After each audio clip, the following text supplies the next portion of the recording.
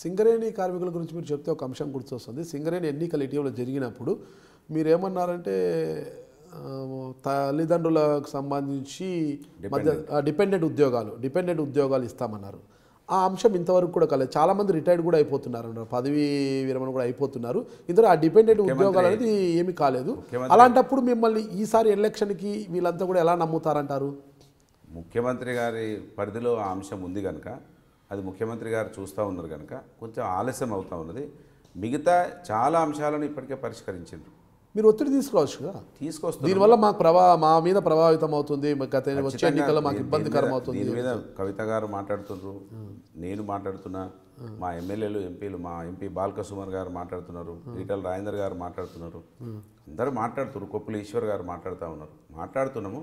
కాకపోతే ముఖ్యమంత్రి గారి దాన్ని అంటే మళ్ళీ ఎలాంటి లీగల్ కాంప్లికేషన్స్ రాకుండా, మళ్ళీ మనం ఏదైనా చేస్తే మళ్ళీ కోర్టులకు పోయి ఇబ్బందులు పాలు కాకుండా ఉండడానికి కోసం అన్నీ కూడా జాగ్రత్తలు తీసుకొని చేస్తారనేది మేము అనుకుంటున్నాం. దానికోసమే లేట్ అవుతుంది తప్ప ఏదో చేయొద్దని మాత్రం కాదు.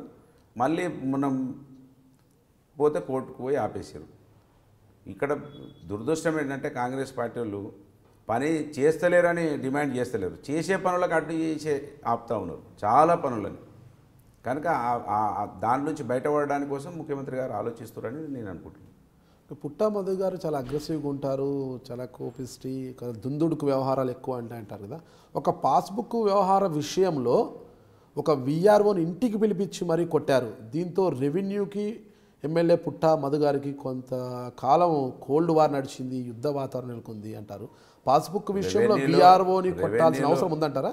రెవెన్యూలో చాలా అవకతవకలు నన్ను చాలా బాధేసినాయి వాస్తవంగా. మా దగ్గర బీద వాళ్ళు ఎక్కువ ఉంటారు, ఒకరికి పానీకుంటే ఒకరు పాస్బుక్ ఉంటారు, ఎంజాయ్మెంట్లో ఉంటారు, ఇట్లా రకరకాలుగా బాధించినాయి. విఆర్ఓని కొట్టడం అనేది 100% తప్పు. కొట్టలేదు, కానీ మందలించినాము. నువ్వు ఈ విధంగా చేస్తే ఎట్లా, పిలిస్తే కూడా ఎమ్మెల్యే పిలిస్తే కూడా నేను రానుపో అంటున్నావంట, ఏం తమాషా చేస్తున్నావా, ఎందుకు రావద్దు, ఎమ్మెల్యే పిలిస్తే రావాలి కదా, జవాబు చెప్పాలి కదా అని మందలించినామంత. రూలా రావాలంటే రూల్ అది రావాలి కదా ఖచ్చితంగా. ఎమ్మెల్యే ప్రజల కోసం పనిచేస్తూ ఉంటాము, ఎప్పుడు పిలిస్తే అప్పుడు. అంటే సరే ఆయన విధి నిర్వహణ రావాలి అంతే, విధి నిర్వహణ ఉన్నప్పుడు. ఎప్పుడు పిలిస్తే అంటే రాత్రి 12ంటికి పిలిస్తే వస్తారా? ఆయన ఆఫీస్ టైంలో అయితే రావాలి కదా. మా అవసరాల కోసం కాదు, ఏదైనా నాకు భూమి ఏదైనా నా పేరు ఎక్కిమనో మా ఫ్యామిలీ పేరు ఎక్కిమని కాదు, ప్రజల కోసం పిలుస్తూ ఉంటాం. కార్యకర్త ప్రజలు అవుతారా? ప్రజలు, కార్యకర్త కాదు. కార్యకర్త కోసమే మీరు మీకు వచ్చిన రిపోర్ట్ రాంగ్. నో కార్యకర్త, ప్రజల కోసమే. ఏ ప్రజలు మీకు కంప్లైంట్ చేశారు విఆర్ఓ మీద?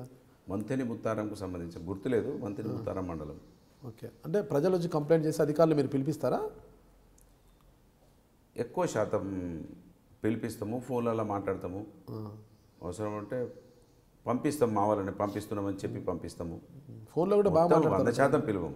ఫోన్లో కూడా బాగా మాట్లాడతారంట కదా మీరు, మంచి భాష మీద మంచి పట్టుతో మాట్లాడతారు. మారుమూల ప్రాంతాల్లో పుట్టిన వాళ్ళం అక్కడక్కడ తొర్లుతూ ఉంటే తప్ప భావన చూడాలి. ఒక ప్రజాప్రతినిధిగా ఉన్నప్పుడు భాష మీద పట్టు కోల్పోవడం కరెక్ట్? భావన చూడాలి, మీరు భాషను చూడొద్దు. భావన అంటే భావన మంచిదా కాదా చూడండి.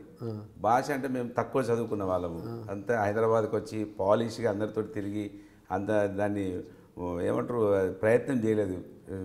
యాస మాట్లాడడానికి భాషను చదువు నేర్పిస్తుందా, సమాజం నేర్పిస్తుంది? సమాజం నేర్పిస్తుంది. మళ్ళీ సమాజంలో పెరిగిన మీరు నేను తక్కువ చదువుకున్న వాడిని అని ఎందుకంటారు? నేనేమంటున్నా, హైదరాబాద్ లాంటి మెట్రోపాలిటన్ సిటీలకు వచ్చి ఉండలేదు కనుక, చాలా అంటే పాలిష్డ్గా ఉన్న వాళ్ళతో ఎక్కువ తిరగలేదు కనుక, కొంచెం గ్రామీణ ప్రాంతాలలో ఉంటాం కనుక మా భాష న్యాచురల్గా ఉంటుంది. హైదరాబాద్ లాంటి మెట్రోపాలిటన్ సిటీస్లో పాలిష్డ్గా చదువుకున్న వారు, చాలా పెద్ద పెద్ద కళాశాలలు, పెద్ద పెద్ద విద్యాసంస్థలు చదివిన వారికి భాష మీద ఎంతవరకు పట్టుందంటారు? ఎక్కువ అనలేను, కానీ నేను అటువంటి వాళ్ళతో తిరగలేదు కనుక, గ్రామాలలో ఉంటున్నా కనుక మా న్యాచురల్ భాష ఉంటుంది అంటున్నా. న్యాచురల్ భాష కొద్దిగా ఘాటుగా ఉంటుంది, మాట్లాడుతూనే ఉంటాము, కొంచెం అగ్రెసివ్ మాత్రం ఉంటాము. ఎందుకంటే అవసరమంటారా? చూసినా కొన్ని సహించలేము, భరించలేము. ఇది ఎందుకు ఇట్లా జరుగుతూ ఉన్నది అనేది కొంత ఈ అన్యాయాన్ని మరి మనం మాట్లాడకపోతే ఎవరు మాట్లాడతారనే భావనకు వచ్చి కొంచెం దురుసుతనం ఎక్కువ వస్తూ ఉంటుంది.